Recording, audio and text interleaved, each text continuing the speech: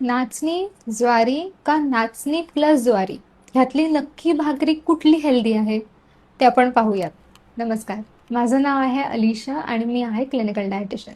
तर फर्स्ट आहे आपली नाचणीची भाकरी. तर नाचणी ही कॅल्शियममध्ये खूप रिच आहे आणि फायबरमध्ये सुद्धा. तर कॅल्शियममध्ये रिच असल्यामुळे हे आपल्या बोन्ससाठी चांगली आहे. प्लस आपल्याला जास्त वेळ सटायटी जी आहे ते छान ठेवतं. तर आपण लहान पोरांसाठी बायकांसाठी किंवा जजबा ह्यांच्यासाठी पण आपण हे रेकमेंड करू शकतो.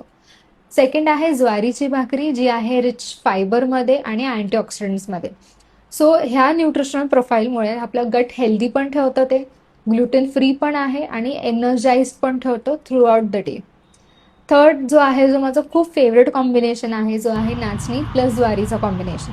त्यामध्ये आपल्याला कॅल्शियमचे पण बेनिफिट मिळत आहेत, फायबर पण आहे, प्लस गट फ्रेंडली प्रॉपर्टीज सुद्धा मिळतात ज्वारीमुळे पण. तर ह्याला आपण म्हणू शकतो बॅलन्स्ड न्यूट्रिशनल प्रोफाईल.